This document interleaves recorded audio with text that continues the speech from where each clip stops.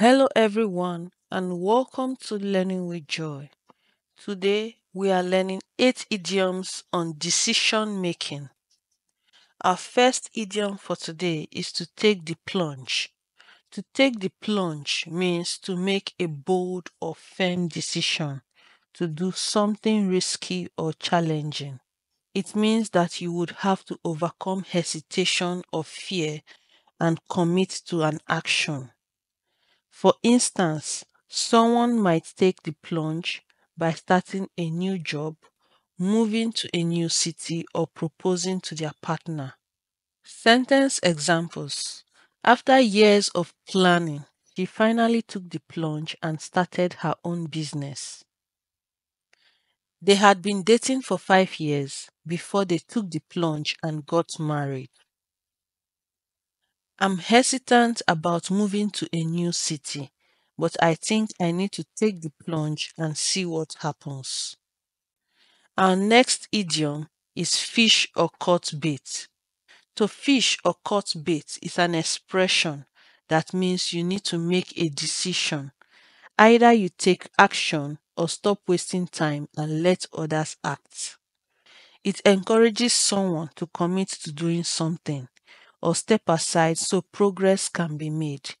This phrase is often used when someone is hesitating or delaying a decision. The phrase comes from the idea of fishing.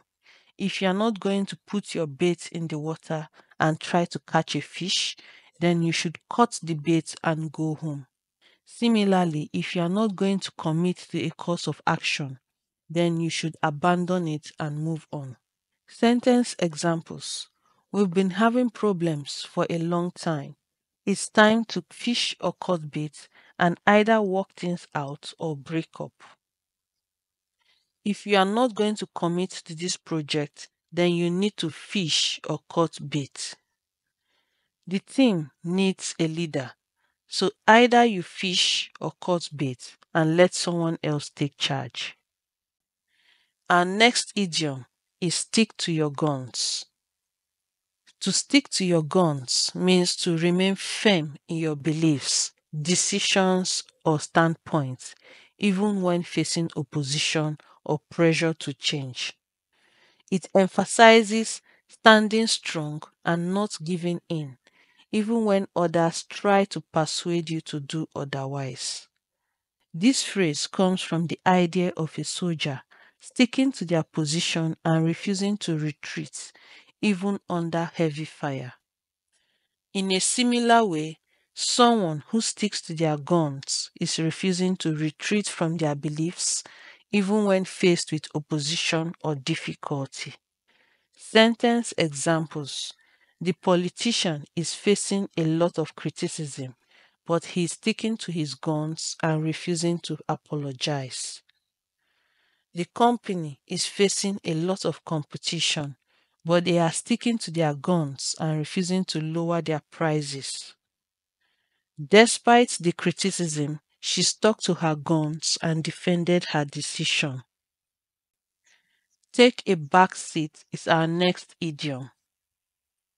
To take a back seat means to take on a less important or prominent role in a situation, allowing someone else to lead or take charge. It means to step back from a position of authority or influence and let others have more control or attention. This phrase comes from the idea of sitting in the back of a vehicle where you are not the one driving or making decisions. Sentence examples. During the meeting, she decided to take a back seat and let her colleague present the proposal. After the election, the incumbent president decided to take a back seat and let the new administration take over.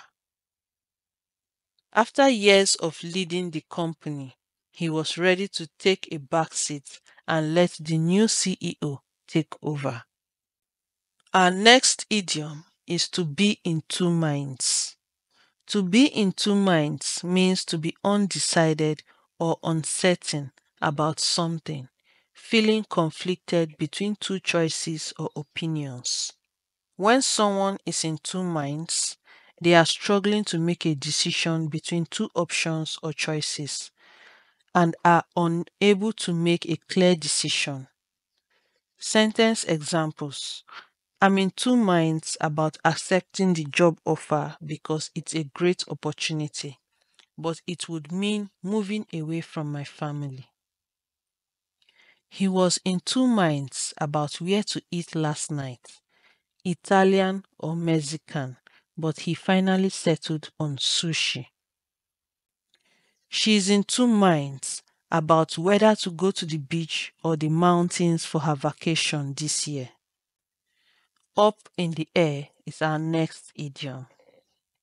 Up in the air means something is uncertain or undecided.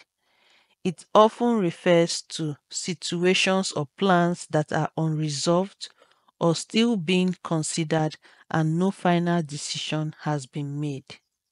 If a situation is up in the air, it hasn't been resolved or settled yet. For instance, if you don't know your weekend plans, you could say, My plans are still up in the air. Sentence examples: The future of the company is up in the air after the CEO's sudden resignation. Our vacation plans are still up in the air because we are not sure if we can get time off from work. Whether or not we will move to a new house is still up in the air. Our next idiom is a moment of weakness. A moment of weakness refers to a short period when someone acts against their better judgment or give in to temptation. It means that the person makes a choice they might not usually make under normal circumstances. Sentence examples: She made a rash decision in a moment of weakness and regretted it later. In a moment of weakness, I decided to splurge on the expensive new gadgets. She gave in to her cravings and had a piece of chocolate cake, even though she was on a diet. It was a moment of weakness. Our last but not the least idiom is on the fence. On the fence means being undecided or neutral about a particular issue or decision. If someone is on the fence, they haven't made up their mind yet or are hesitant to choose between two options, make a decision, or take a side in an argument. For instance, if you are unsure whether to accept a job offer or stay at your current job, you could say, I'm still on the fence about what to do. Sentence examples: I'm still on the fence about whether to buy a new car or keep my old one. He's been on the fence about running for mayor for weeks. She's on the fence about which candidate to vote for.